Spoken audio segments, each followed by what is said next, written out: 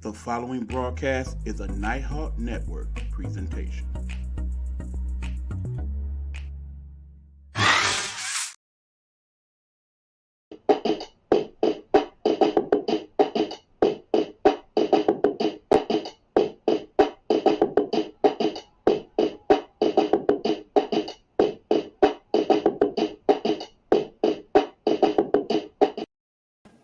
What's going on, everybody? It's your boy E-Buck in the building, and welcome to another episode of the Big Buck Sports Report coming to you live from the Nighthawk Network studios.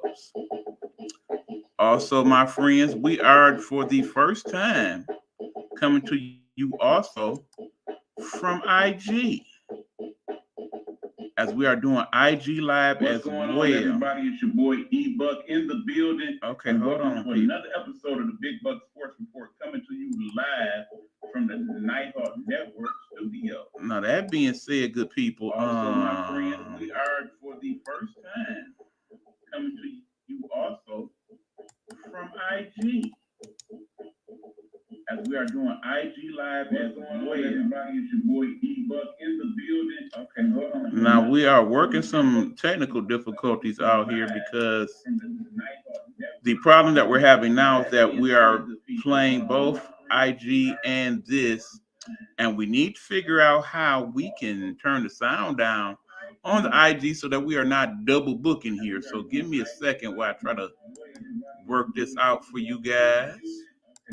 Now, we are working some technical difficulties out here. This is definitely something new that we are doing. The problem that we're having now is that we are playing both IG and this, and we need to figure out how we can turn the sound down on the IG so that we are not double booking here. So give me a second while I try to work this out for you guys. Now, we are working some technical difficulties. This is definitely something new that we are doing. That we're having now is that we are playing both IG and this, and we need to figure out how we can turn the sound down on the IG so that we are not double booking here. So give me a second. All right, people, hold on. We're trying to work it out for you here. Say, keep the speakers on blast. Ha ha ha.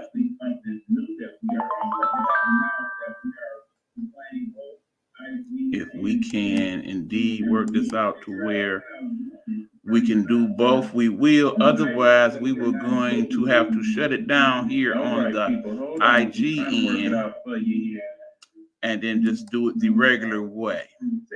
This is a new technology that we're working with, so I do apologize as we try to get this going. Let me take one more crack at it before we get the show started here. Hold on, y'all. We can do both. We will. Otherwise, we were going to have to shut it down here on the IG and then just do it the regular way.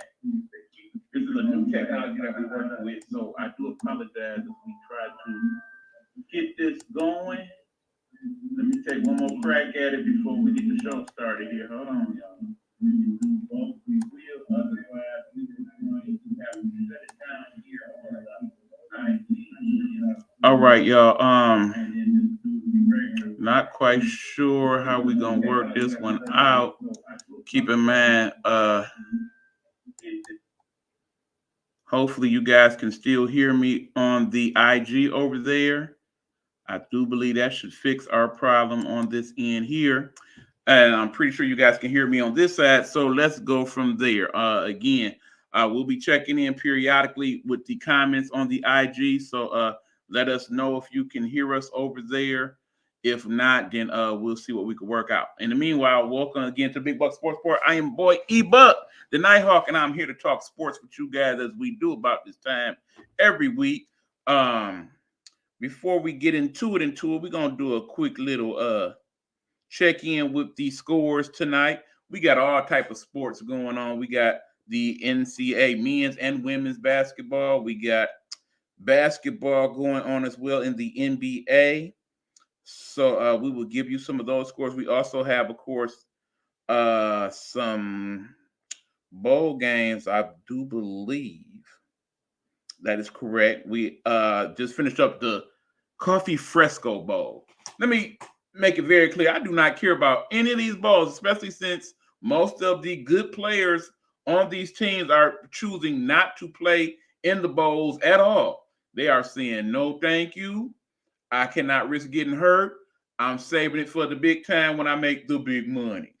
So just the fact that that's going on makes a lot of these smaller bowls even less significant than they already are. UTSA beat Marshall in the Coffee Frisco Bowl. Later on this evening, no, actually, that's not even this evening. That's the 21st. We got the Boca Raton Bowl, the Sarsaparilla Bowl. I mean, anyway, let's not even waste any more time with that. Let's look at what's going on in men's basketball. The big games of the evening are UConn, the number 5 ranked team, playing Seton Hall. They are losing big time, 71-54. I'm surprised. UConn, as you know, are the reigning national champions on the men's side. They are currently ranked number 5, and they are now starting their season over there in the Big East, and so far, not so good. Meanwhile, number 21, Duke. Don't that sound crazy? Duke ranked number 21. Anyway, they are winning against number 10 Baylor 73-62. This is after Baylor took quite the butt whooping from Michigan State the other night here in the D. So I definitely see them ranking downward. Let's look at some of the women's action this evening. Currently, we got number 5 Texas mollywopping UT Rio Grande. You know, this time of year, some of those games, they are just done to kind of help out that program. Give them a few extra dollars. Actually, they are playing at Rio Grande, so I'm sure they got a nice crowd seeing it's Texas. But all in all, these two teams pretty much don't have no reason to play each other beyond that. That's why it's 83-41. Earlier tonight, we had LSU playing Coppin State, which is pretty much close to where Angel Reese, the Baltimore native, grew up.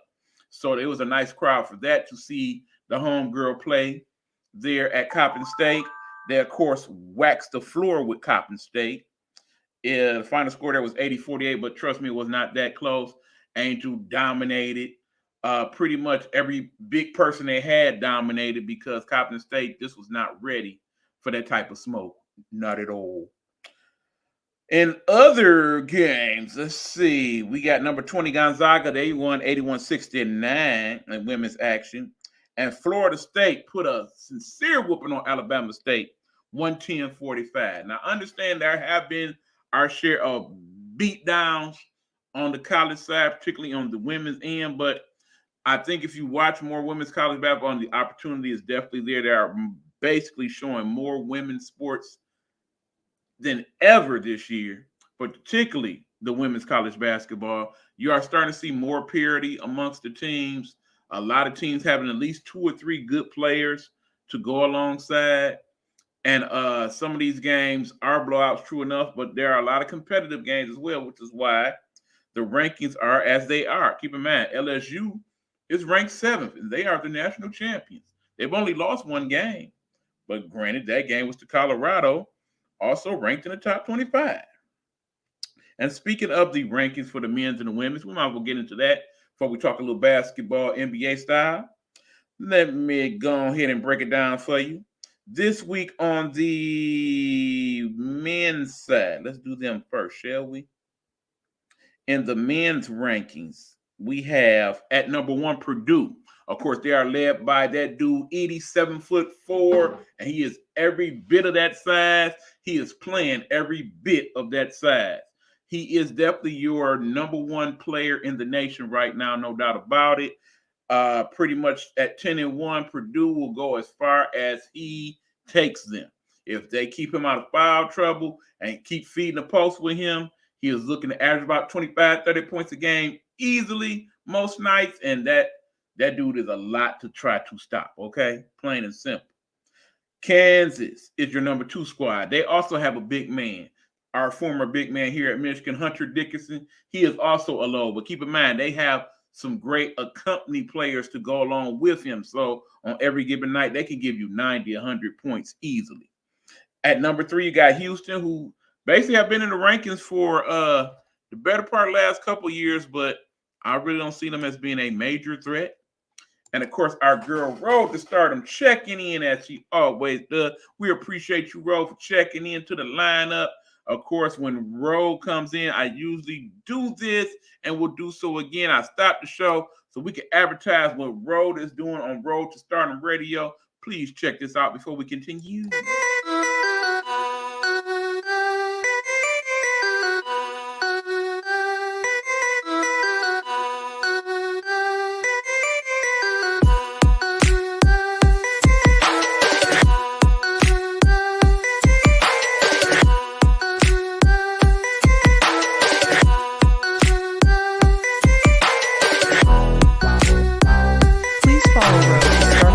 On Blog Talk Radio or where most great music podcasts are located. Don't forget to subscribe and show some love. Yes, thank you, Ro. Always checking in. We appreciate you, my friend. She says she is currently watching the UConn game. We're losing to Seton Hall. She is claiming UConn as a fan. Are you a fan of the UConn basketball? As you know, Ro, I am a big fan of the women's UConn team, of course, but I am down with the UConn men as well. Clegon, he is the big man on that squad. He is a load to deal with in that post, too, about 7'1", very long wingspan. But again, much like last year, they have some good complementary players there as well. So UConn is definitely a threat most nights, but tonight Seton Hall definitely got their number, it appears. Going through the rest of the top 10 for the men, you got Arizona at number 4. We just mentioned UConn, number 5 this week. Marquette, number 6. Shout out to Shaka Smart, doing a great job with that squad. You got Oklahoma at number 7, 10-0. You got Tennessee, number 8. Kentucky, 8-2. Yeah, Kentucky back in the mix this year. And Baylor ranked number 10. Of course, we already talked about Duke is a little bit further down than usual.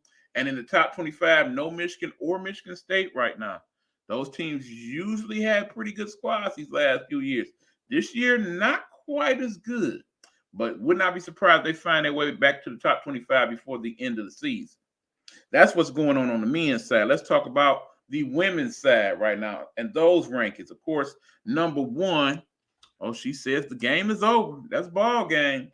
Seton Hall pulling off the upset. But keep in mind, the Big East is definitely going to be the scrappier conference pretty much of any of them this year. Maybe the one exception might be the SEC or Pac-12. But yeah, definitely, if you want to see some good basketball play in terms of the men's game, basketball, college-wise, check out those Big East broadcasts for sure. Like I said, going back to the women's rankings right now, at number 1, you got South Carolina, the number 1 team in the country at 10-0. Again, they have a dominant big as well. But, Coach Staley is a big believer in playing some quality defense, and that team definitely gets down with that. Then, of course, there is the new freshman kid. I cannot pronounce her name. I'm sorry, y'all. Y'all just going to have to watch South Carolina for yourself to find out how to pronounce that child name. But let me tell you, she can ball. She is a baller. Check her out. UCLA got a couple ballers as well. That's why they are ranked number 2 at 9-0. North Carolina State playing tonight, handling their business. They're 11-0 at 3rd.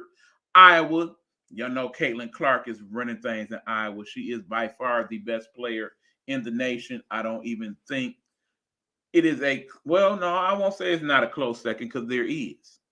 Basically, the kid that plays for the number 6 ranked USC, that would be the freshman Juju Watkins. She's quite a baller in her own right. Let me not disrespect her by saying that, but Caitlin Clark is the truth for real. Texas ranked number 5. LSU number 7. And keep around, Colorado, the team that beat them, number 8, right behind them at 9-1. Now you notice, people, I have not mentioned Stanford. They are number 9. Haven't mentioned Baylor. They number 10. And definitely have not mentioned my UConn Lady Huskies. You know why? Because they are ranked all the way down at number 17. The lowest ranking they've had in about 20 years. Troubled times have come to my homegirls. Understand that they lack a lot of quality bigs. Of course, they have the homie Aaliyah Edwards, but it's only so much she could do in the post by herself at 6'3".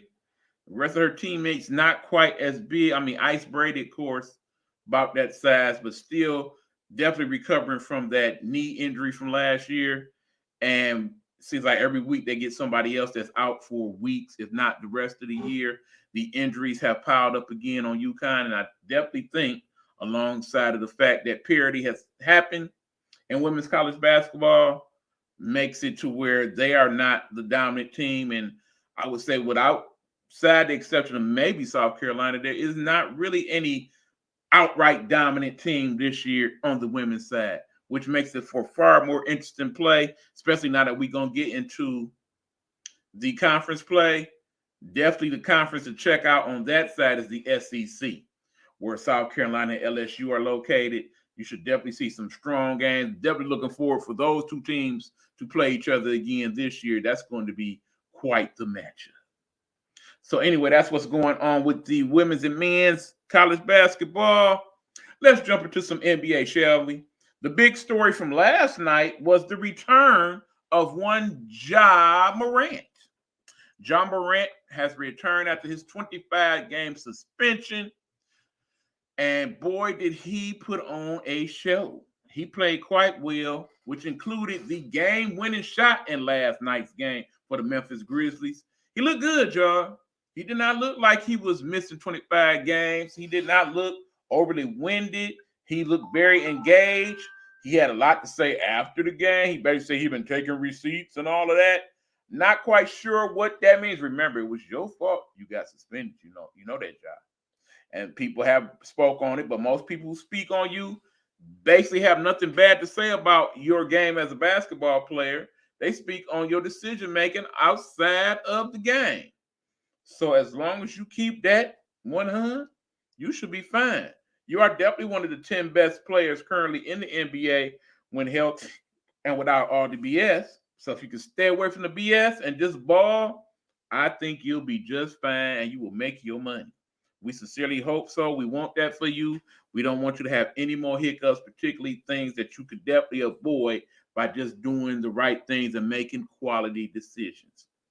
As you know, of course, we are seeing that in terms of last week's big story, that would be the person we know as Draymond Green is now taking time out from the game. He is said to be getting counseling in regards to whatever issues he has. It seems as we talk to more people that are in the know or at least know of said situation, it is something deeper than just basketball in terms of the problems he's having right now. And if that is the case, I definitely hope that he is getting all the help that he needs in order to be a better person. Not just a better basketball player, but a better person. We all, if we have that need for help and are able to get it, should utilize that to the fullest. They say a guesstimation as to when he may be back is sometime in the next 3 to 4 weeks, possibly. That would probably have him missing about a good 10 to 12 games. I'm okay with that as long as we get some type of statement after the fact speaking upon what he did to get better, some of the things he will try to avoid in the future. Keep in mind, if you expect Draymond to come back and not foul anybody or not complain to the refs at all, not to get into some slight upheaval here and there, I'm not expecting that from him at all. And if you're expecting him to come back and be a quiet boy, you stupid. You stupid. That's not him. That's not how he played. I can't see him just completely changing everything. That's asking way too much of that man. But it's basically he can not make these stupid decisions, not be overly aggressive, be more of a help to his team than a hindrance. Then that, my friends, would be good with me. Keeping in mind that I know he is motivated to help his team win, but also motivated to lose less of that $150,000 a game that he's losing as a result of him being suspended. That part. Now, meanwhile, let me take this time in the Big World Sports Report to talk about some of the teams on the upcome and some of the teams that's smurfing up. You know, first and foremost, I got to go here with it. The worst team in the NBA right now, beyond a shadow of a doubt, is my damn Detroit Pistons. Notice how I still am claiming my team. despite the fact they're not playing well. Okay? I'm not ready to jump off the bandwagon and say I'm not smirk with them Pistons no more and whatnot. I am not a quitter like that. Some people already know. If their team was this bad, you already hear them talking about, yeah, I go with the San Francisco or I go with this team. I'm a Laker fan, so on and so forth. Keep in mind, I am fans of other teams and other players, but my heart remains with my hometown Pistons, despite the fact that they are playing god awful. How bad they are losing on average 14 points a game, okay? And losing on average 14 points a game to teams that's not even good. We losing like that to teams like the Wizards, teams like the Raptors. Last time they played the Hawks. They tried to do a little something at the end, but they was over their head. Teams not taking them serious. Not at all. And looking at their schedule, I could definitely see a scenario where they might win one game before the end of the year. It could happen. But I also could see them losing the rest of them. And then basically doing something that only one other team, I believe, has done. Go 0-4 in consecutive months in the season. That's just crazy. This team is 2-25. And I'm sorry, I see some very good players in college basketball. I don't see anybody game changer enough to make that team good anytime soon. So I do realize I have to be here with the Pistons for the long haul because outside of some major trades made, I just don't see it. I feel bad for you, Cade Cunningham, because you are a complimentary player, my friend. You are not a clear number one go-to guy like that. I don't feel like that. I feel like you would play better with a person that's going to be the Batman to your Robin. And you don't have that person on your squad right now. You don't. You got a lot of Robin wannabes and then you. Because of that, it's going to be a very, very long season. You're saying all the right things in the press conferences, but I know it hurt. It hurt. If I'm you, I'm riding out that part of the contract and I'm out of here. I can't even do it. I love you, Detroit, and that thing, but I got to go. Wouldn't be mad at you, bro. Wouldn't be mad at you. Anyway, some of the other teams, not doing so Washington Wizards, man, y'all regretting that Jordan Poole deal yet? Keep in mind, if not for the Pistons, we be talking about y'all, how bad you are right now. Because y'all stink too. 4-22, that's not a good do. Charlotte, 7-18. Michael Jordan, you was right to sell that team. They suck. And then, of course, right over them, Chicago, y'all 11-17, but you still can't be feeling too good, I'm sure. I think y'all ready to make some moves, and y'all probably should. Y'all actually got some tradable assets over there. I would get the wheeling and dealing sooner than later. Anyway, that's the bads on the east side. On the west, of course, the worst team, San Antonio Spurs. Y'all know y'all just bad in your time. This is all about getting Wemby better over the course of the year. You will not finish with the worst record in the league. That clearly seems to be the Pistons.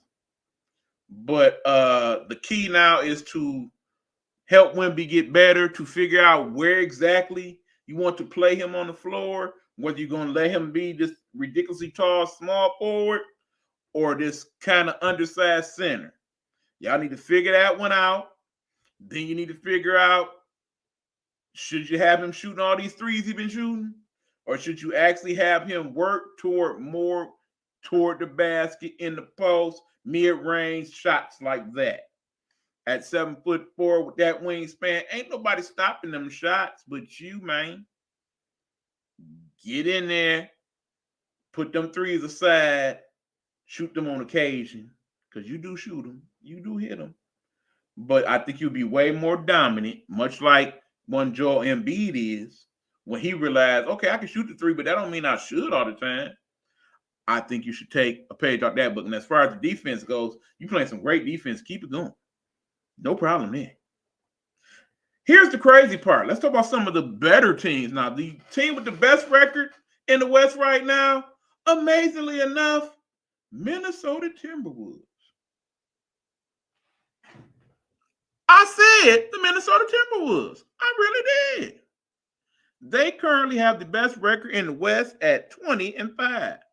Surprised by that. Not surprised by who's leading the way. Of course, Anthony Towns missed most of last year. He is back and he is playing just as good as he was before he got hurt last year. And Anthony Edwards, he is the real deal. That dude is an all-star, no doubt. And they got some decent complementary parts in Minnesota, amazingly enough. Gobert, he just kind of there. It's kind of hard not to do something when you're that tall, but he definitely ain't the defensive stopper they was hoping for, not to that degree. But nonetheless, they playing some good ball over there. Keep an eye on them. Oklahoma City. Understand, they did make the playoffs last year. You do know that, right? They have the second best record in the West. Very surprised by that. But again, that big dude, he is back. They put a little weight on him. He's doing his job. And of course, Gilchrist Alexander, probably one of the most underrated players in the league, no doubt. So keep an eye on them. And then, of course, Denver, the champs, are third, so on and so forth. Another team to watch in the West right now, Clippers. Clippers coming up, y'all. Suddenly, that thing with Harden and your boy Kawhi and Paul George and Westbrook, it's all starting to mesh pretty good. They have the longest winning streak in the league right now. They have won 8 straight, I believe. They are playing very good complementary basketball with one another. The decision for Westbrook to come off the bench, unselfish decision that it was, it is proven to be a good one. Harden is starting to do his thing. Of course, everybody knows Harden is going to score during the regular season. I think the reason why they are playing so well right now is because Kawhi is healthy. He's actually playing, and he's actually balling, okay? Kawhi, when healthy, is definitely one of the best 5 to 10 players in the league. And he is showing that. If he can stay healthy and stay on the floor, they're going to be a problem, period. Now, going back over here to the East right quick, let's do that. Let's have that discussion briefly. On the East side, of course, Boston has the best record at 20-6. They starting to have that injury problem with Porzingis, though. Keep an eye on that. And then, of course, Milwaukee's right behind them. Dame Dollar definitely balling over there, okay? You know Giannis was going to do his thing. That wasn't even an issue. But Dame Dollar is definitely showing up, having scored 20,000 career points lately. Not for Milwaukee, but just in general. That's still quite an accomplishment in this league, okay? Pretty much anybody that scored 20,000 points is either a Hall of Famer now or probably will be one. There's probably a couple exceptions to that, I'm sure. But for the most part, that is the benchmark. You get 20,000 points, you done balled out, okay? And then, of course, Philly is third. The team that surprised me is Indiana. Seems like ever since the play-in tournament, they're not playing quite as good as they were. Kind of took a blow to their confidence a little bit. They are currently in the 8th spot in the playoffs, but I think they'll pick it up as the season goes on. I wouldn't worry about them too much. Cleveland, where y'all at? Y'all in the playoff hunt, but I expect y'all to be better. So anyway, that's my updates on the NBA and what's going on there. Keep an eye out for all of that and that action. Zion, hello, Zion. Do better. Do better, bro. Trust me. The weight thing, I understand. I do, man. Sometimes we got to put that fork down and pick up them weights and handle business. Handle your business, bro. Handle your business. Anyway, that is what we got for this part of the sports report. Again, before we head on to the show, within the show, that would be that thing that we call the Guru's football session.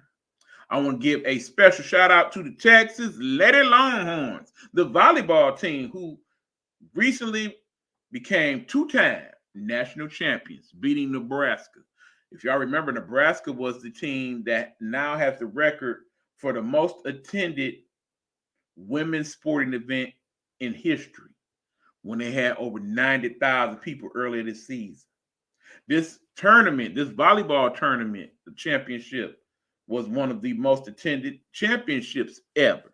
Over 20,000 saw Texas whoop up on Nebraska to win the national championship, which includes on that Texas squad Asia O'Neal. Asia O'Neal, the daughter of Jermaine O'Neal, the former basketball superstar. She not only won a national championship, but is going to sign for the professional league here in America. Because keep in mind, most sports that are college-based, that are top and secondary sports, the lacrosses, the volleyballs, the tennises of the world, they usually have a professional ranks that don't get talked about as much, but they do exist. There is a volleyball professional league in America that exists, and they just signed Asia O'Neal to the largest contract ever for a women's volleyball player. I think we probably could look forward to seeing her in the Olympics as well next year in Paris. So congratulations to her. And the rich only get richer because another former star in sports, football star, that would be the man they call Swagoo.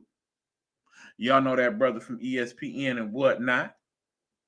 The former football player for the Dallas Cowboys, among other teams. His daughter, the number one ranked volleyball player in all of Texas, is also going to attend Texas next year as they try to three-peat.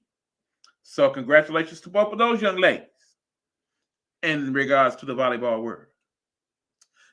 That one we did, especially from a people age 2 who was a huge volleyball fan, along with other sports, was thinking of you on that one, my friend. Nonetheless, we are about to head off, take a break. When we come back, we will give you what you're waiting on. The Guru's football session here on the Big Buck Sports Report. We will be back after these fine words from my peoples in the Nighthawk Network. You know what it is.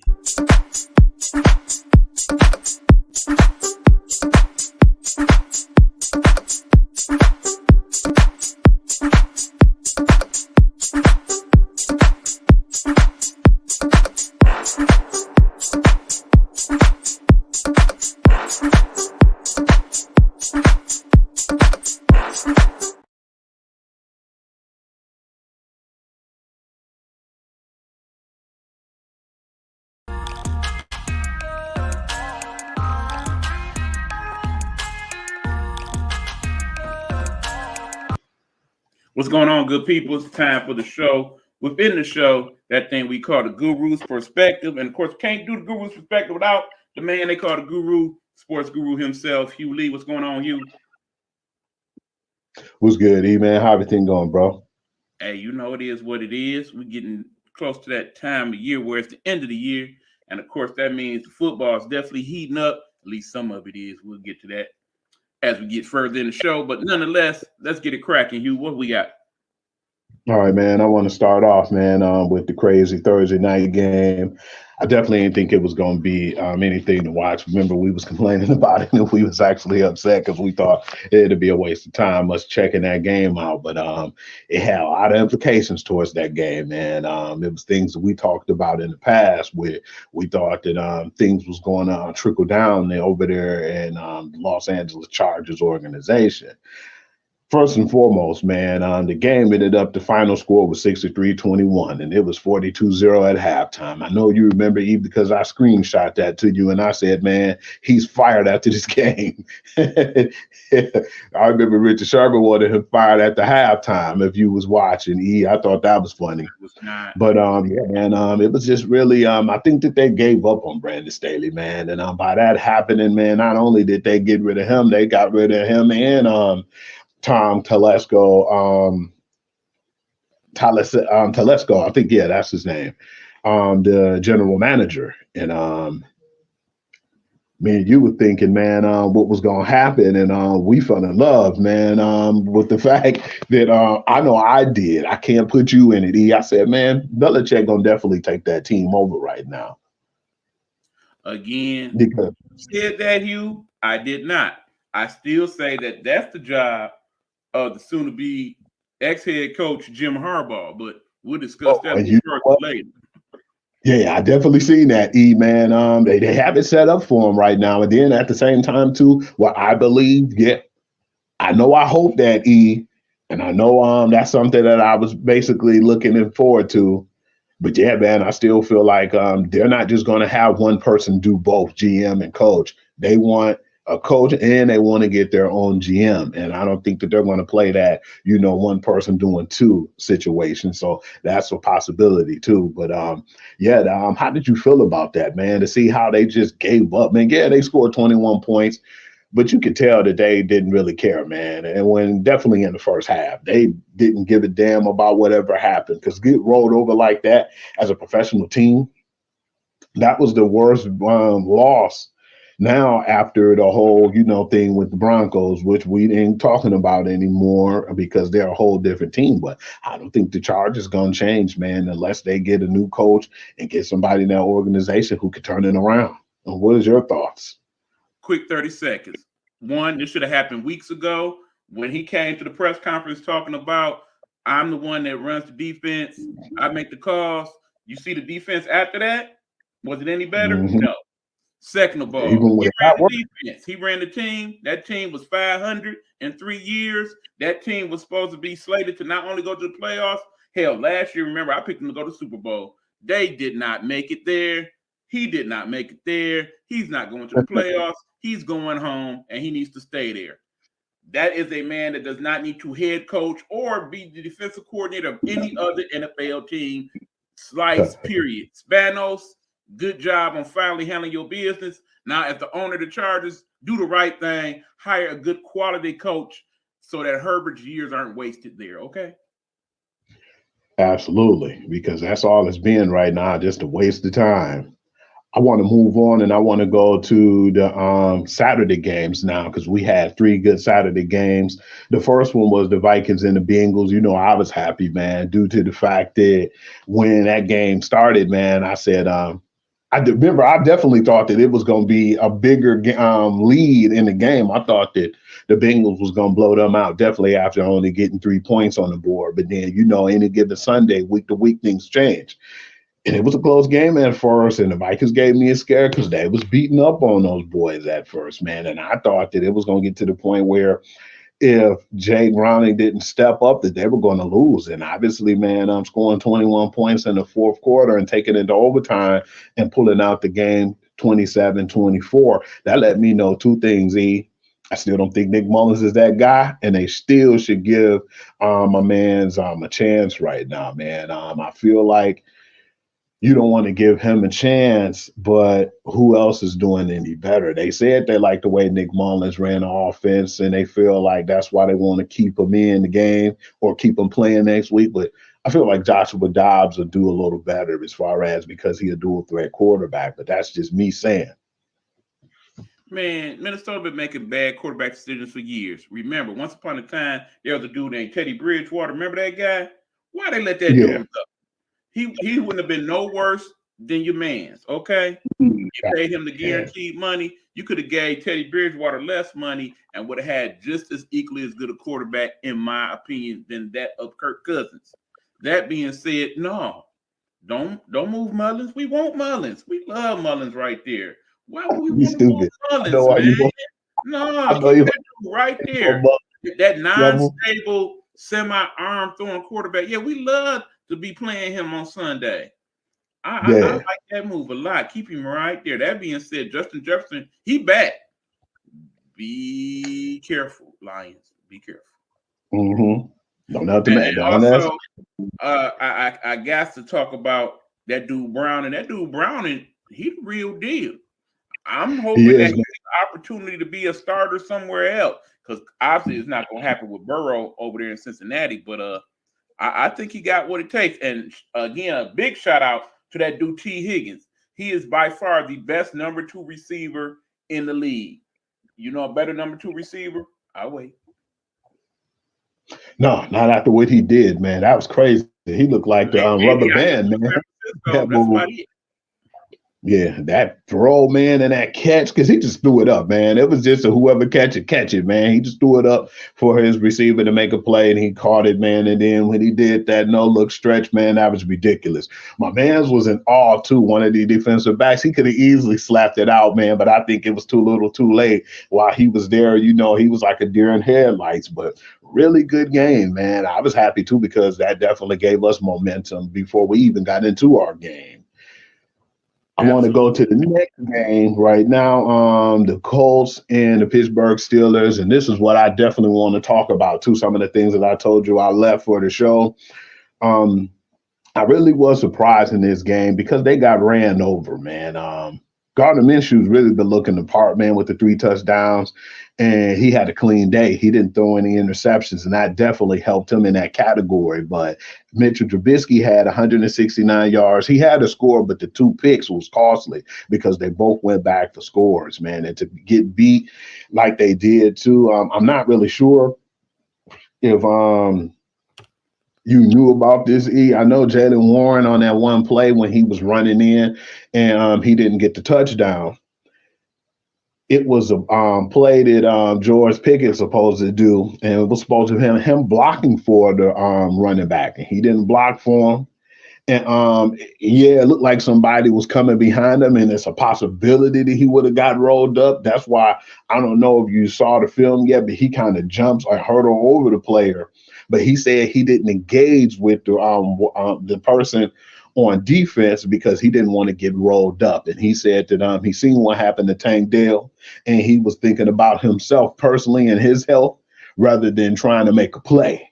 That's the words that came out of his mouth. He said, man, I did that because I wanted to protect myself from getting rolled up. So I didn't block on that play, and that's why Jalen Warren didn't get in the end zone. What are your thoughts on that? I think basically what you're saying, Hugh, is these kids different. In the old school world of football, that is unacceptable. In 2023, I don't know if that many people have a problem with it like you do, Hugh. I got to be honest. People view the NFL different depending on your age bracket. I have noticed that in our discussions with folks. Some people will look at it as, okay, I ain't mad at you. You trying to keep your bread going. Other people look at it like, man, it's football. You gonna get hurt. That's part of what comes with the territory. Play ball, baby. That being said, I know Tomlin, he got a little problem over there deeper than just that offensive coordinator situation. Yeah. Mm-hmm. I won't say as much as that they're not relating to him because clearly he getting through to him to some degree. That's why their record is what it is. But it's definitely a few of those cogs in that machine that might need a little oiling or a little changing out. Because it's not the first time it happened. Remember Deontay Johnson was, on a fumble, man. He just walked past it like it wasn't even on the ground and even to try to prevent the play from happening. He just walked away from it. And then this happened right here, man. I think that they're getting upset and they're divas and they're not happy that they're not getting the ball like they should. And like you said, man, we never seen this at Pittsburgh. That's what made it so different right now. But then to lose 30-13 too, and this is the third back-to-back loss. You lost first off to the Cardinals. Then you turn around and lose to New England. Then I more or less understand them losing to Indiana or Indianapolis Colts, however you want to put it. But yeah, man, I just really feel like they're not even putting out any effort neither. So I was surprised for a Mike Tomlin team. Man, let's be honest. That team's still overachieving big time. You've seen what they had to work with offensively. They shouldn't even be the record they are right now. Let's be honest. Funny thing. Yeah. Funny thing, too. Yeah, because Kenny Pickett ain't even an answer to quarterback. They need to start from scratch on that end as well. Hey, we'll see. I mean, bottom line is Coach Tomlin not going nowhere. It's the rest of them. Not at all. He there to stay. He a pillar of that organization right now. I want to talk about the skeleton in the room, E. Let's just get into it. Let's get straight into it. The Denver Broncos is not a bad team, but obviously they still got issues.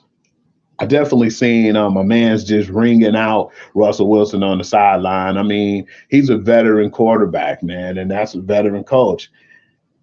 Them putting that out there, man, I didn't really feel like they said that he was rushing plays in the game. and I don't think Sean Payton really ringed them out. He just basically was telling them, man, you need to slow it down, man. Keep the tempo. Stop trying to rush things.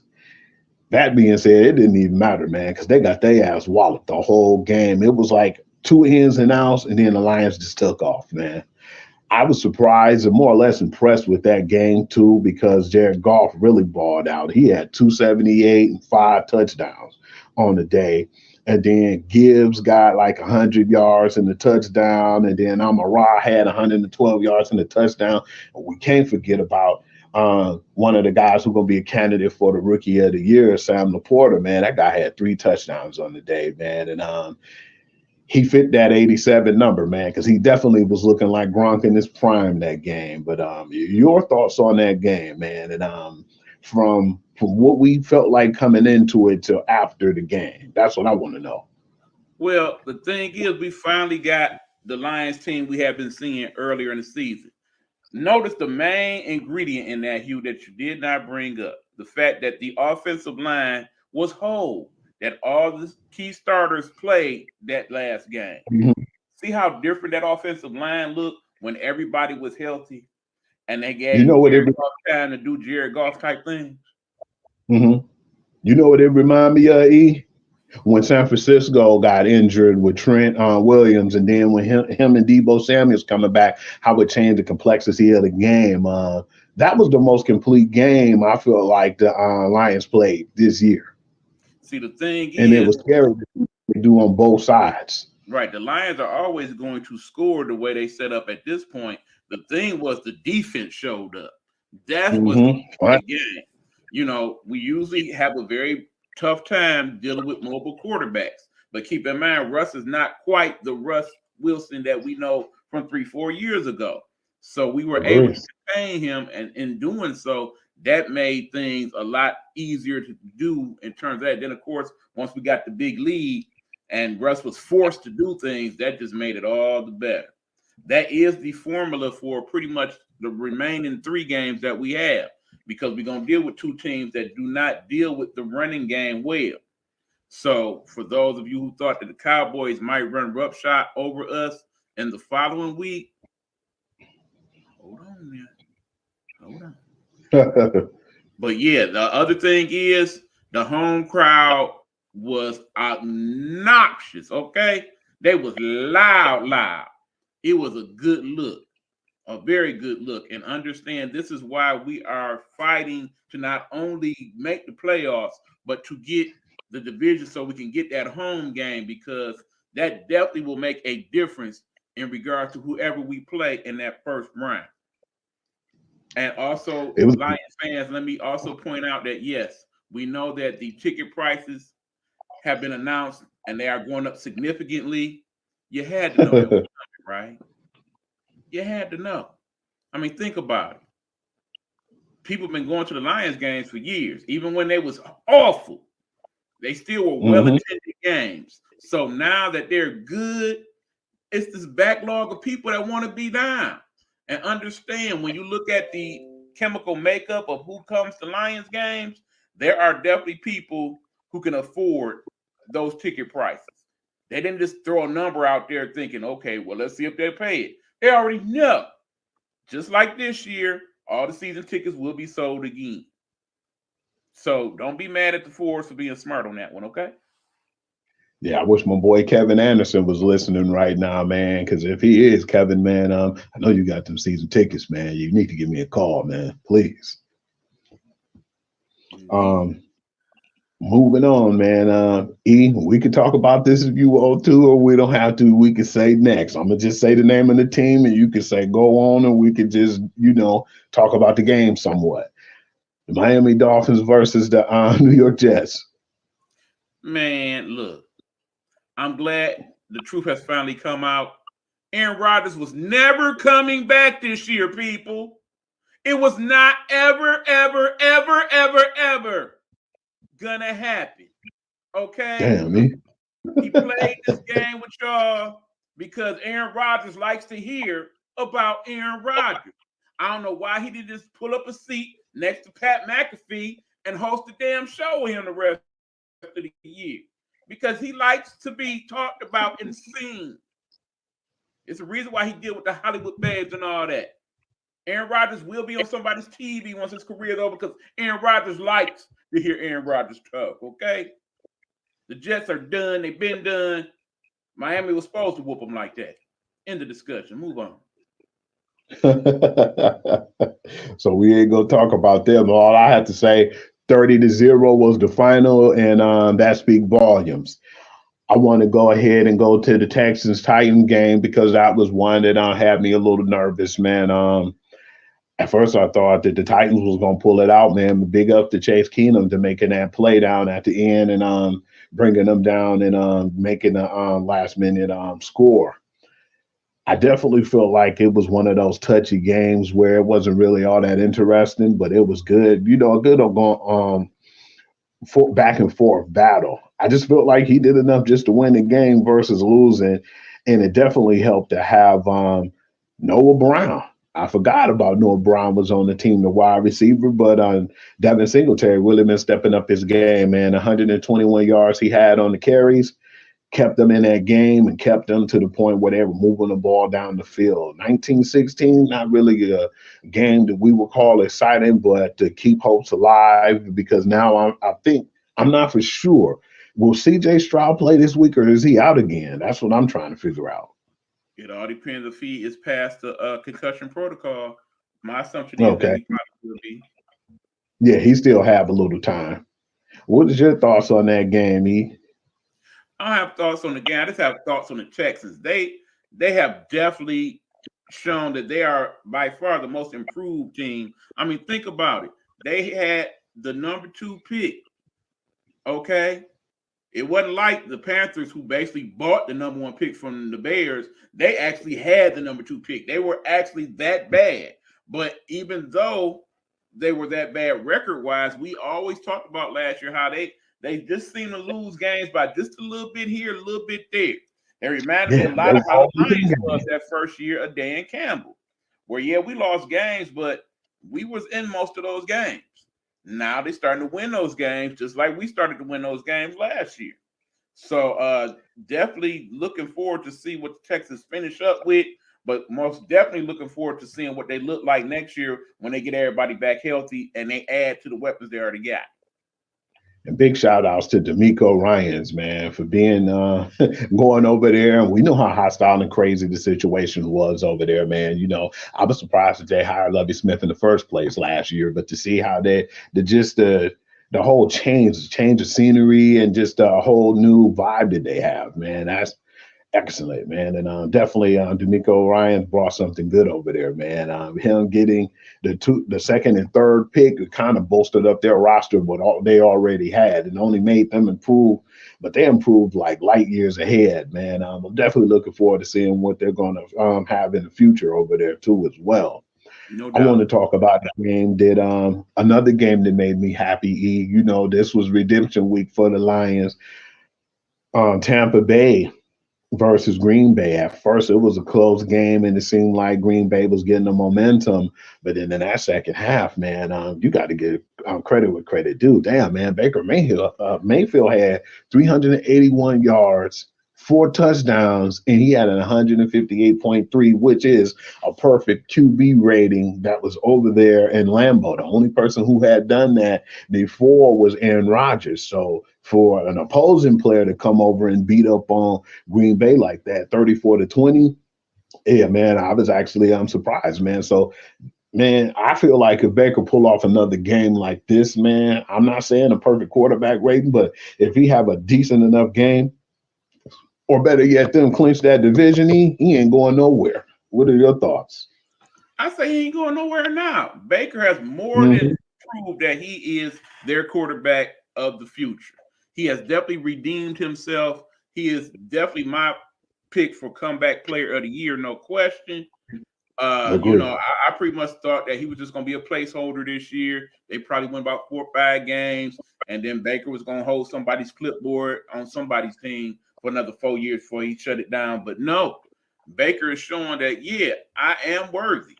Is he number 1 overall pick playing? No, he is not. But think about it. Think about all the number 1 overall picks that we didn't have and how well they played or didn't play. For all your people that were like Andrew Luck, there were also the people like DeMarcus Russell. Remember how bad that was? Brian Leaf. That was my man. So I was really hurt when Ryan Leaf didn't succeed. So yeah, it's a crapshoot, but in the end, it's something a little deeper going on there with that dude Baker. And like I said, he has grown up and matured. I mean, even in listening to him in the press conferences, you could tell the maturity. You could hear it in his voice as he talks about that team. That team believes in him, and I think they will reward him. I still won't pay him like home money, nothing like that, mind you. But I think I can see him making a hot Daniel Jones type salary. Daniel Jones did deserve that salary. Let's be honest. But Baker do it. That's what I'm saying. Baker did.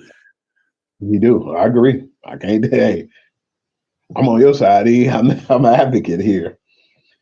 But I got to hit you in the gut with this one, though. New Orleans Saints versus the New York Giants. I thought that your man Tommy DeVito was gonna do something, man. I felt like the defense more than anything came alive here, but I just didn't feel like Saquon stepped up, man. Saquon kind of let me down that game. You definitely want to see a little bit more from him, but when Tommy DeVito throwing the ball and he's running, that's why I knew it was a problem, because it seemed like just nobody wanted to step up, man. But at the same time, they did get outmatched from the New Orleans Saints defense, and I didn't think it was going to be as bad as 24-6. But I still feel like Tommy, regardless of the fact if he could show me another 2-3 strong outings closing out the year, like you said, he might not be the starter, but he'd definitely be a backup, if not in New York, somewhere else. What was your thoughts on that game? Saquon don't want to be there no more. Period. He don't want to be there no more. They refused to trade him during the trade deadline. You know he didn't want to be there then. Let that brother go. He don't want to be there no more. Tommy DeVito, nice story and all. I like it from an NFL story standpoint, but that dude ain't no real deal quarterback in the league for real. I feel bad for Tyron Taylor, who basically just keeps finding himself on these teams where the opportunity actually comes up for him to do something, but then he gets screwed out of the opportunity for whatever reason it happens. He just got in. Ever since that San Diego situation. No disrespect to Justin Herbert, because he is that guy, but you know the way that all went down still just don't sit right in my spirit. It just down. Yeah. But the Giants, they done anyway, so who cares? Too bad, Tommy Cutlass. I was rooting for you. Yeah. Now, this is a big next, man. Don't discuss it slightly. Jesus, E, man, why you have to put me on this game? Carolina Panthers versus Atlanta Falcons. It was a real rainy day. And then we knew it was but not only was it a really bad game, but they knocked the Atlanta Falcons out of playoff contention. And the score was so funky, 9-7. That was the end. It was 3 field goals versus a touchdown. That game should have been blacked out, E. What are your thoughts? I have none. Okay. Definitely appreciate that. Why would you even be bothered? I'm sorry. I had to keep every now and then he tries it. He tried it. Bears and the Browns. You know, I was happy about this game. I had a Joker smile, baby, at the end, because at first it looked like Cleveland wasn't going to do anything. And I was like, damn, you know, the first thing I said, man, we shouldn't have hyped up Joe Cool, man. I think he's starting to feel himself too much. As soon as we gave him a compliment, it looked like he was going to stink. Man, his numbers wasn't really that bad besides the 3 picks, because he had 374 yards and 2 touchdowns. But those 3 picks were vital, man. And most of them went down for points. But at the end of the day, you got to give credit where credit is due, man. He found him a weapon over there, man. I mean, Amari Cooper had 109 yards in the score, but that man, David Njoku, if it wasn't for him, I think that game would have been over with, or either went to overtime at least. But man, they're 9-5. and they have a chance to go in the playoffs, man. I definitely think they're going to clinch a playoff berth. I can't say the division because we got a big one coming up Monday. But 20-17, and now I know for sure, man, it gave us so much wiggle room with all three teams in the division losing that we in the safe spot right now. All we got to do is win 1 out of 3 games and we in. What are your thoughts on that game with the Cleveland Browns and the Bears? You know, it's so crazy that in the last 2 seasons now, we done had 4 teams that done played 4 different starting quarterbacks during the season. Cleveland Browns being one of them. That being said, when you look at the beginning of the season, you figure if the Browns had this record right now, you saying, oh, yeah, my man, he done brought it together. He done finally got rid of whatever Mahays went on from him missing them years in the league.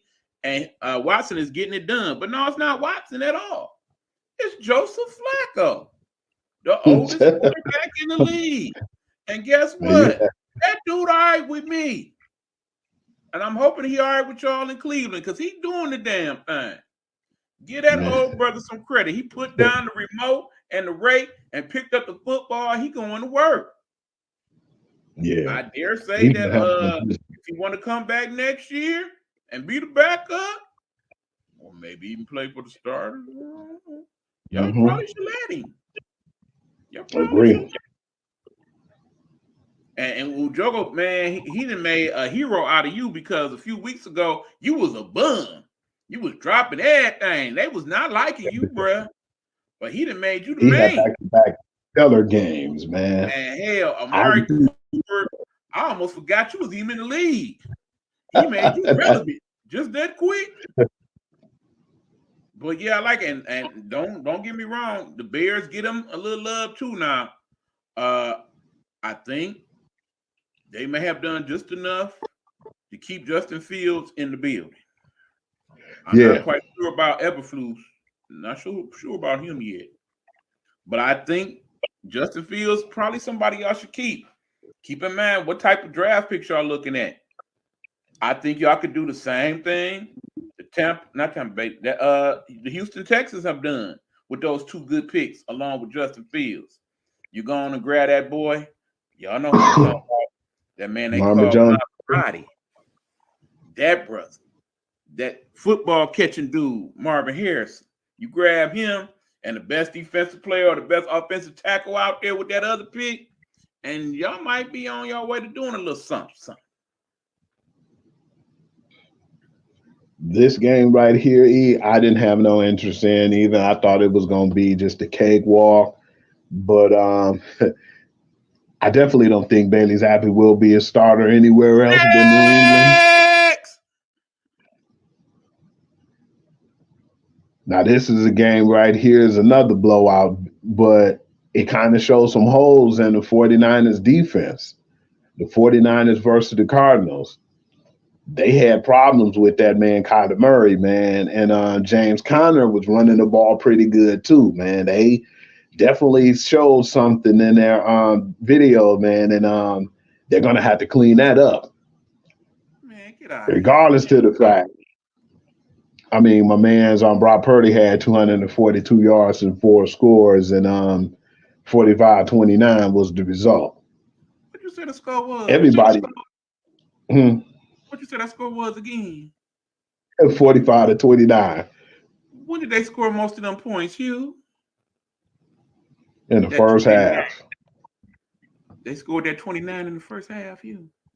Oh, no, man. It's garbage time. Yeah. My point exactly. The only thing that San Francisco need to clean up from that game is they got bored too quick. They should have just kept putting the whoop butt on them. They definitely gonna have to put the pedal to the metal this week.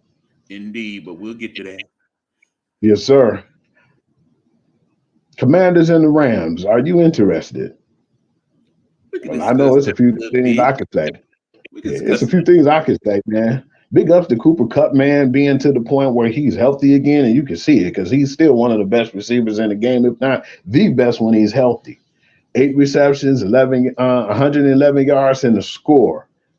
but they got that battering ram over there now, man. That running back, Kyron Williams, that dude's a monster, man. He had like almost like 152 yards in the score, but I think that he's getting like 6, 7 yards per carry too, man. But the best thing about that team is, when Stafford is healthy, that's a young team still. That's what people don't realize. Besides you having your Aaron Donalds and your Matthew Staffords and your Cooper Kupps, everybody else is young on this team. Your Puka Nakuas, your Kyron Williams, man. And I still feel like that's going to be a scary team, man. For one, they didn't have no high draft picks.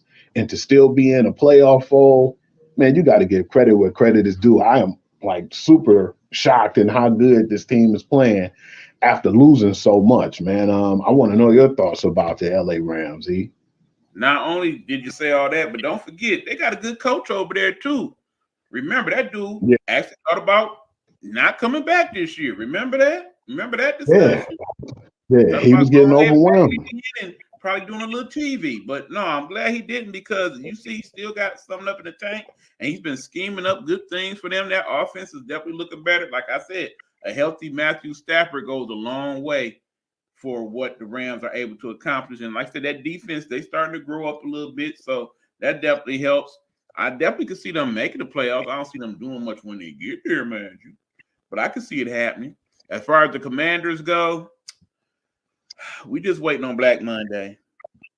I think they're going to give Ron Rivera the respect to just go ahead and wait it out. And pretty much by the time you get back to the building on Monday, if they're not there at home, they'll already have his stuff packed up in the box for him. Like, thanks for coming in. God bless and good night. As far as whether or not his replacement is in the building, that's another story. Yeah, because it's a lot going on, and I was already hearing that they said that they're not even considering keeping Ron Rivera. That was just what I've been hearing. That's just rumors and speculations. But yeah, man, just really surprised and was really happy to see how well that the Rams are playing right now and how consistent that team has been, even without some of the familiar names that we're used to seeing over there. You already know what I'm about to get into now, E. What I hate is this, man. When we was on the hype train and we hyped up the Dallas Cowboys and thought that they was going to just go ahead and pull this one off, they're vulnerable when they're not at home. And to have BNE give you our blessing, man, and to pull this crap against us, man, the 31-10, like just debacle. And let's be honest, E, it was 31-3. That was a garbage touchdown that they scored. And Dak Prescott had 134 yards passing and a touchdown. Now, we know that it was raining here, and it rained like severely. But then when you look on the other end, you had a game where we always looked to Josh Allen to really put the team on his back. But he said himself that he was like that kid who went to the project and just showed up and got an A. He only had 94 yards and a touchdown. James Cook looked like a juggernaut. He looked like a Pro Bowl running back, man. He had like 25 carries for 179 yards and a touchdown, and he had 42 yards and another score, man. And they just couldn't stop him, man. It's like, what's up, man? What's the hell's going on with y'all run defense? Y'all supposed to be one of the top 5 defenses in the league, but that man ran all over y'all, man. I was just surprised, man. It just seemed like they wasn't interested. And a lot of things still went their way, regardless of them losing. That's just that Dallas Cowboys luck. But I was just surprised in them to lay an egg like that, man. And I know that their road woes continue, man. What are your thoughts? Man, that boy James looked like his brother Dalvin 3-4 years ago. He clowned out on them boys. How about them cowgirls? All right, H2. I see you shaking your head. Rest in peace to our peoples. But no, man, them Cowboys was looking real bad. They did not show up. I was stunned, especially after how well they played against the Eagles not so long ago. That being said, just a game ago. It was just last game. We're gonna take a little break. And when we come back, we gonna set ourselves up for the picks next week. But I'm actually gonna hit y'all off with a will they or won't they? E-Buck edition. So hey, we still got the what's his name game too. The Monday night game, if you want to talk about it. Seahawks won. Hurts is hurt. Hurts was sick. Hurts is healthy. Hurts not sick. Seahawks lose. What you got? Hey man, hey, that's all I have myself, man. Ravens Jaguars. All righty then. Ravens Jaguars. Someone was detected at your front door. All right, let me tell you about it. I'm gonna take You a this hot over. mess, man. I'm gonna take this over for you. Check it out. Let me tell y'all something about Lamar Jackson. That boy bad. That boy bad. I love that segment on ESPN. Get Up, by the way. If you're not familiar, he usually does it on Thursday. I want to say Hugh Douglas. He does a segment called That Boy Bad. Yeah, that boy bad. Lamar Jackson. Understand, he is not the leading candidate for MVP, but maybe he should be. Think about how much improved he has become than the year previous, where, of course, this time last year he was hurt and not playing. He has definitely learned some things. That new offense that they're running this year, where he does not look to just automatically take off when there is nothing available, but he actually looks to scramble out of trouble and look downfield, very similar to another dude named Mahomes. He is able to do that. He does not quite have the arm of a Mahomes, mind you, but he does have the elusiveness, and he does have a nice arm of his own. Then, of course, there's always the threat of him taking off and deucing out. So you have to be mindful of that. That being said, they have quite the challenge. Next week, we will get to that. But in terms of the team they played, the Jaguars. Now, here's the thing. I really thought the Jaguars were going to be not only going to the playoffs, but were going to be hell when they got there. I'm not so sure now. People are starting to doubt Trevor Lawrence, speaking of number one overall picks, mind you. He is not quite living up to his potential to his fullest extent. Could he still be a little hurt from a couple weeks ago? I would not doubt that, but keep in mind, this time of year, everybody's a little injured. You know how that go. You know what that's about. But when all is said and done, my friends, we got to get better play out of that man, because they can only go as far as Trevor Lawrence will take them. But as far as those Ravens go, look out. They coming.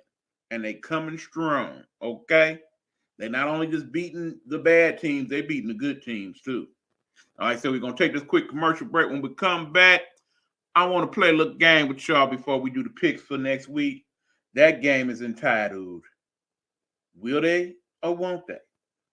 We will get to that after these words from our people in the Nighthawk Network. Remember our slogan here, people. Nighthawk Network, our voices for our people.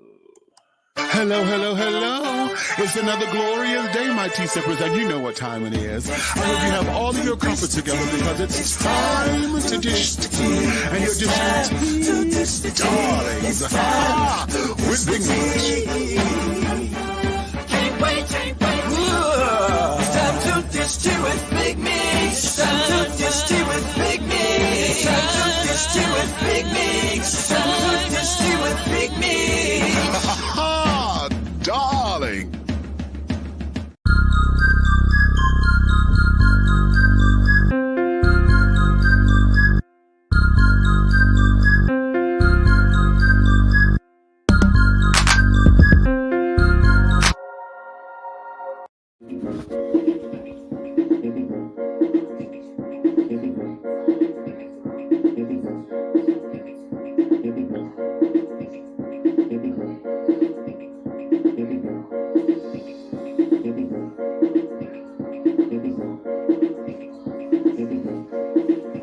Find more from Hugh Lee on the Pure to the Game Sports blog, or on his Guru's Perspective podcast on Spotify or Anchor Podcasts.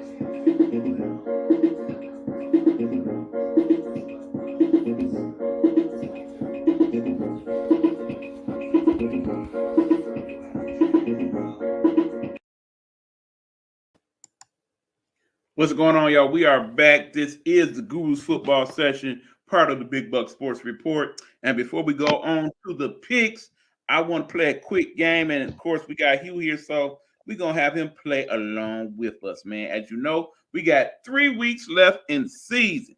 And it's that time where some teams have already made their way to the playoffs.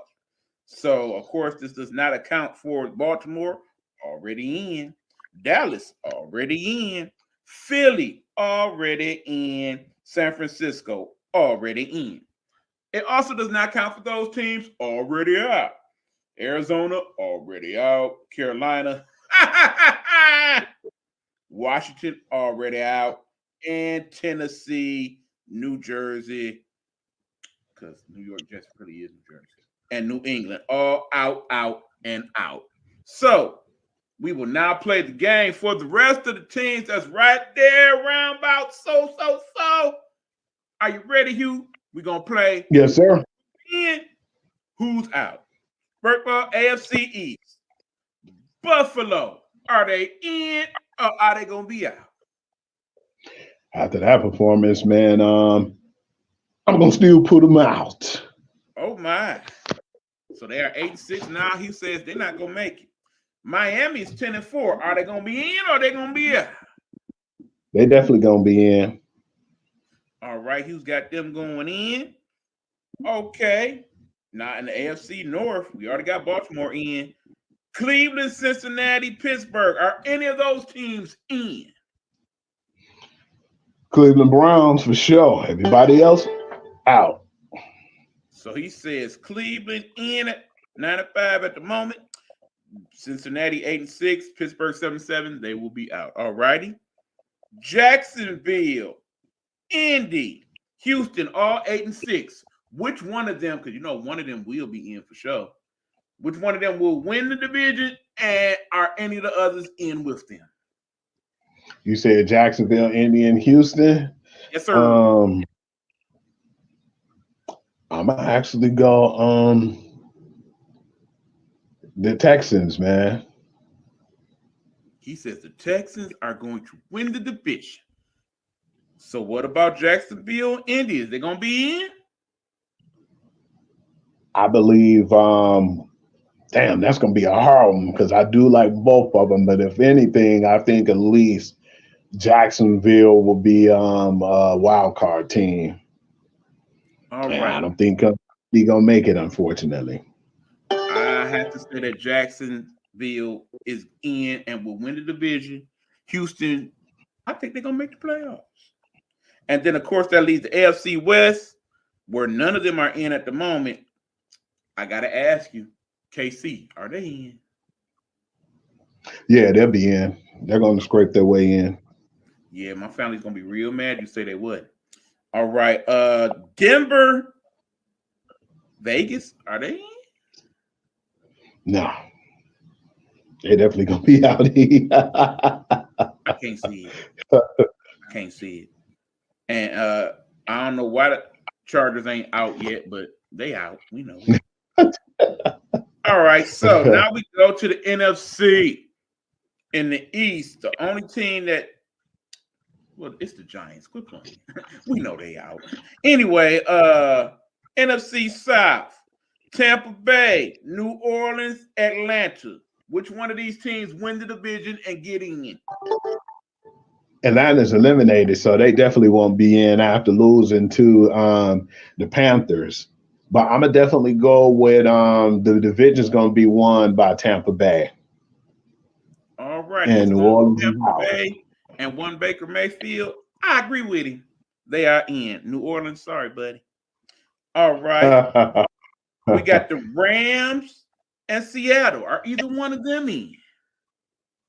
I'm gonna go with the Rams because the Rams on a hot streak, even though Seattle pulled off that crazy victory. But like you said, we know my man's had the flu and he's been banged up the whole time as well. I mean, that ain't really no excuses, but if I feel like if I had to choose between the two, I feel like they're the better team. And then, remember how many times they lost to the Rams? They lost twice to the Rams.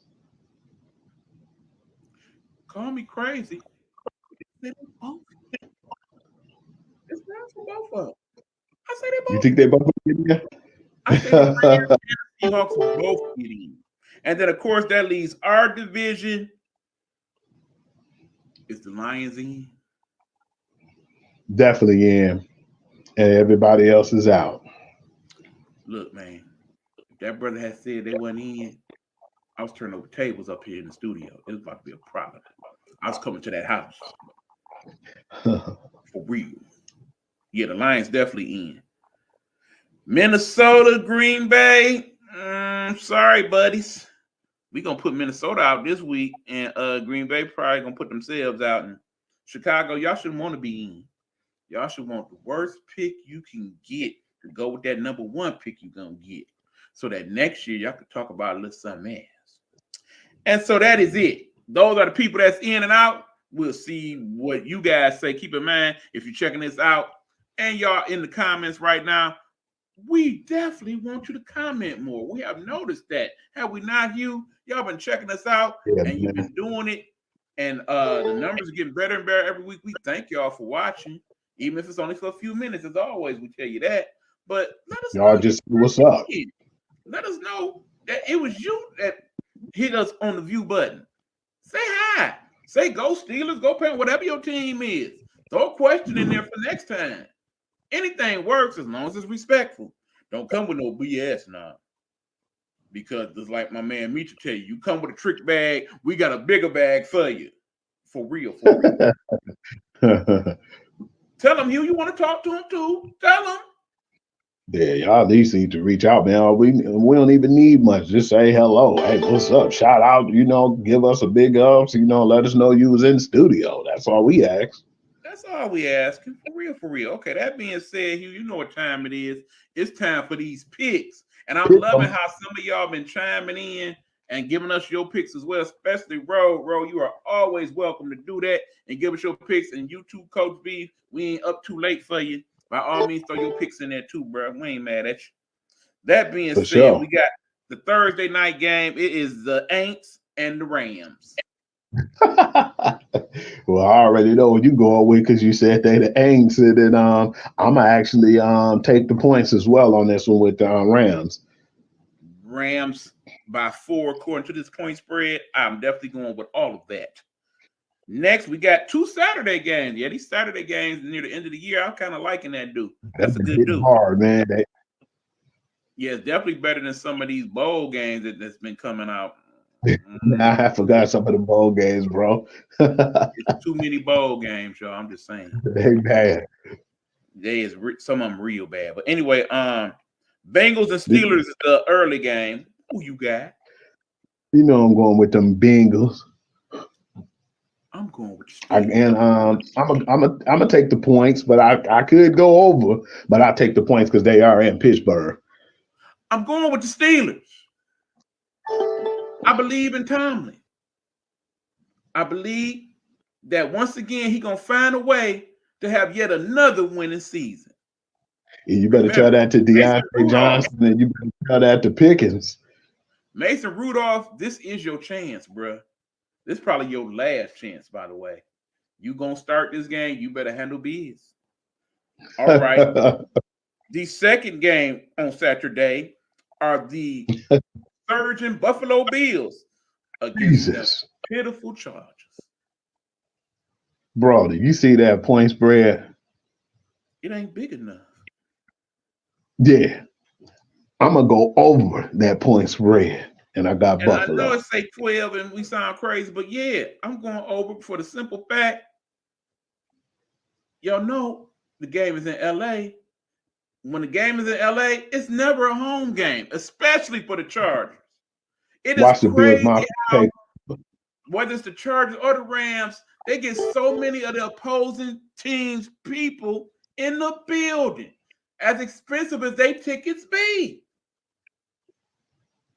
But that being said, it's like a whole nother vacation type home game for the Buffalo Bills. So I said they're going to whoop that. And I'm taking them 12. All right, let's go on to Sunday. Sunday, we're going to start it out with our Detroit Lions against them Vikings. Come on, man. I'm going over, and I'm going with them Detroit Lions. Yes, in Minnesota, but you already know how we've been showing up and showing out. There's definitely gonna be some people in the building in Minnesota to cheer for them Lions as they whoop up on them Vikings. Yeah, don't y'all move, Mullins. Y'all keep him in the game the whole game too. Let him go and get 5 or 6 sacks. Anyway, I got them Lions. Jaguars, Buccaneers. Ooh, that's gonna be a good one. You know, usually I just like to say the word Jaguar, but I'm gonna go with them Tampa Bay Bucks. I too will be going with those Bucks.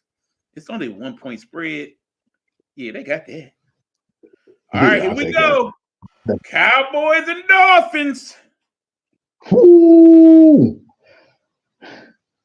I think them boys gonna bounce back, man, because yeah, it's in Miami, but then you know how they act, man. It seems like whenever Miami has a chance to prove themselves, they don't do well, man. Think about it, man. I think with both teams collectively, they only won one game against teams above 500 at the time, and it was Dallas when they beat Seahawks, and then now they turn around and they beat Philly.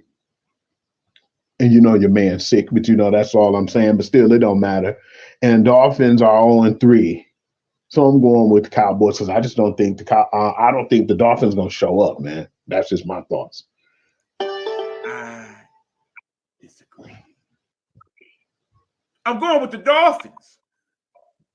You heard it. I'm going with the Dolphins.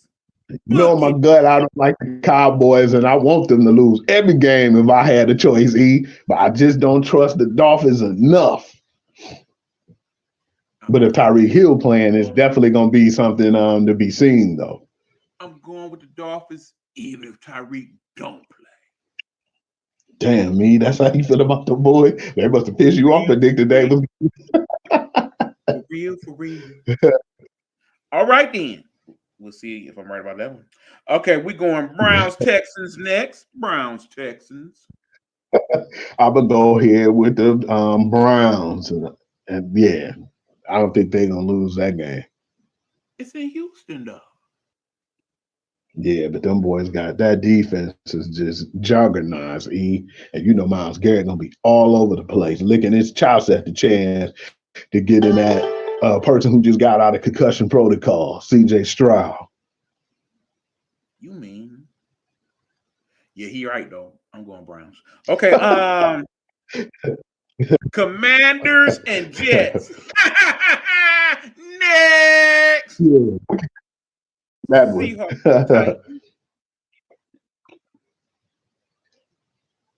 I'll take the Seahawks, but I'm gonna go over that 2.5 though, because I just don't have enough trust in that team. And one good thing though is we both know that Vrabel's safe. Here's the thing: I actually think that dude Henry gonna have a decent game in this game, but I still say Seahawks gonna win because I think they're gonna have trouble with Metcalf. So yeah, I'm gonna have to go with them Seahawks. Cool. And a 2.5. Metcalf been a problem, man. Yeah. Man, you see that at the end of that game? Yeah, that I did. We got the Colts and the Falcons. The Falcons. I'm going with the Colts, man, and I'm gonna go way over. I got the Colts by 7. That's how disrespectful I am. In this game by 1. What they smoking? They on drugs. They on that. It's Desmond Ritter. They on drugs. Actually, he will not be the starter in that game. It will be Heineke. But that being said, I could care less. I'm still going. Heineke, that dude's a bum. I still will not be going with the Filkins. I'm going with the Colts. All right, we got the Panthers against the Packers.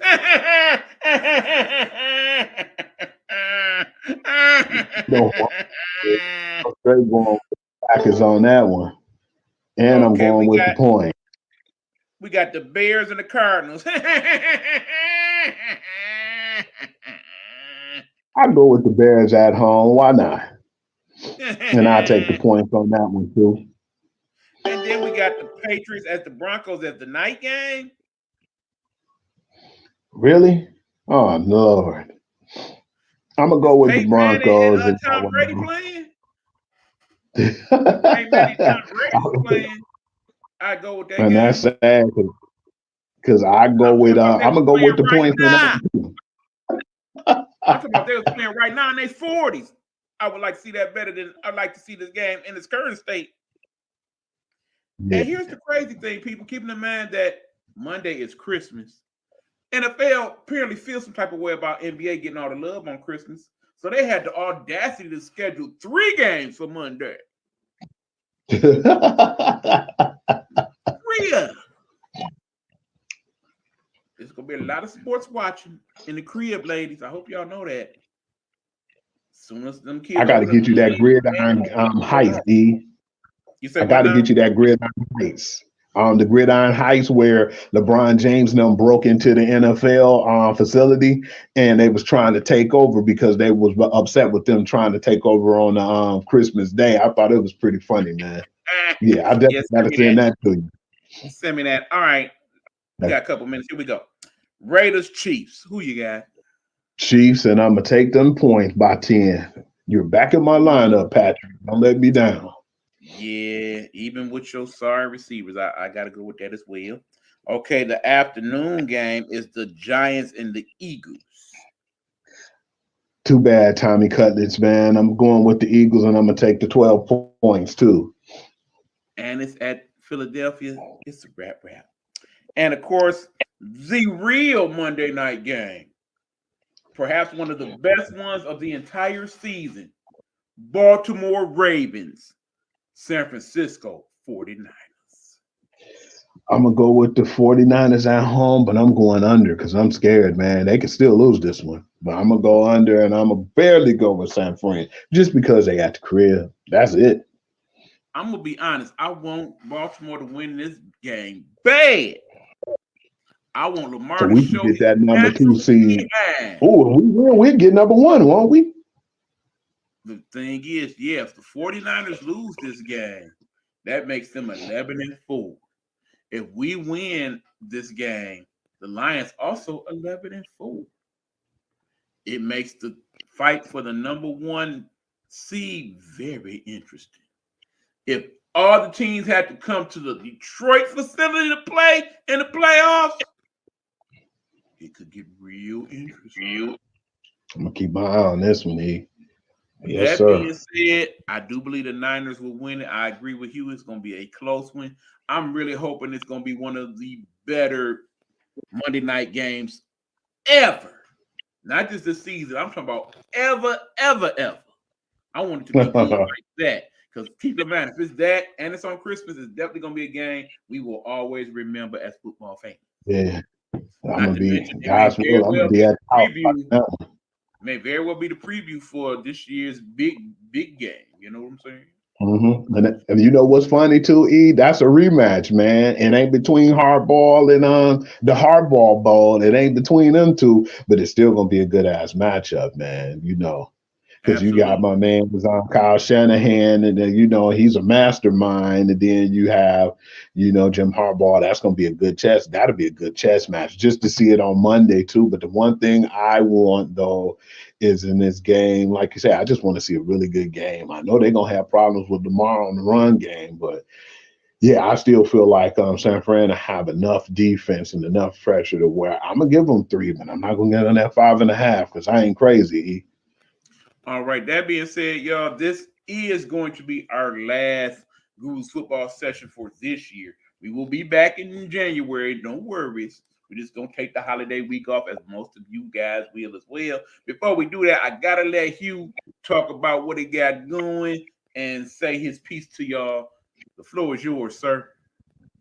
Yeah, Hugh.Lee6 is my page that y'all can go through and hit me up on TikTok.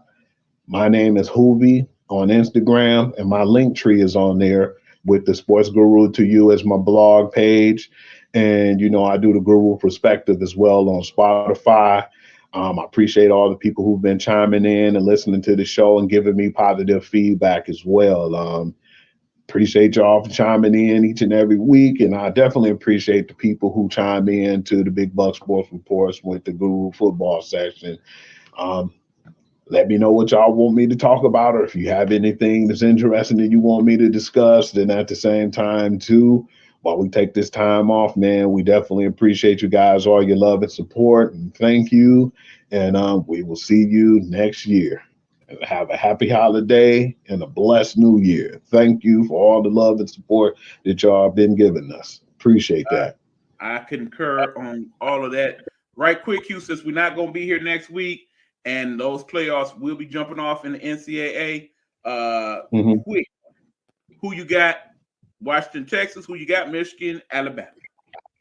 Man, I got Washington, because you know I hate Texas. But then you know what, man? I know my family gonna be mad when they hear this. I love Alabama, but I think that this is gonna be sincerely Coach Harbaugh's last year. I definitely feel like, man, I want us to at least get one with Coach Harbaugh under our staff and go off with a bang, man. And whatever happened next year happened, because I know that my man's Milroe will be back next season, and he decided that already. But yeah, I just feel like, man, this year I just want the Michigan Wolverines to shine. Y'all done had like 5, 6, championships, man. I definitely would like to put one on our panel, because while they're relevant to championships, and then we can move on from there. But yeah, I definitely have Michigan in a close one.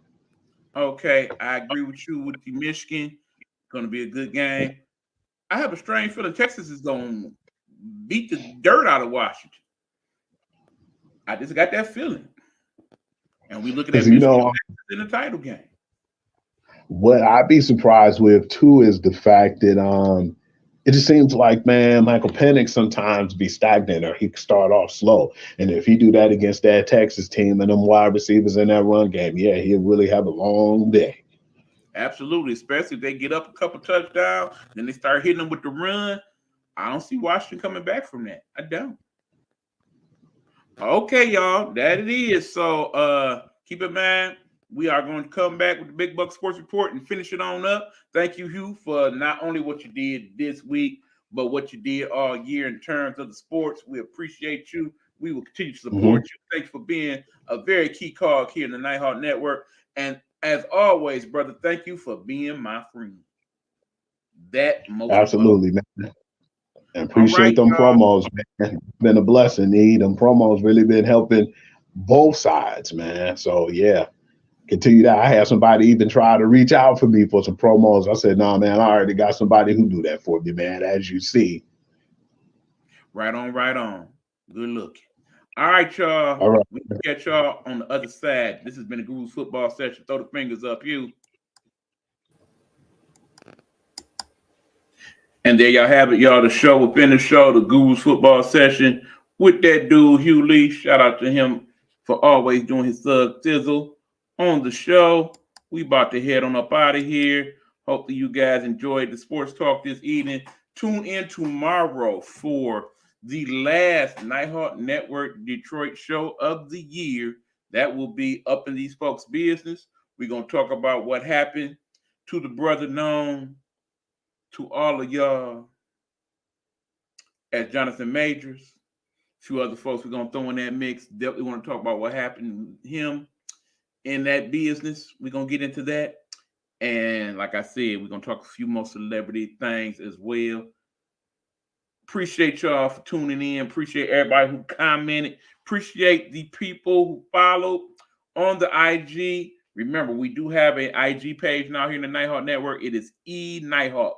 That is the letter E, Night and Hawk. So hopefully you will catch some of the stuff over there. Appreciate y'all for that. Until mañana, have a good, restful evening. Eyes going to bed. I'm up out this month. And let me find that thing. There it is. Deuces.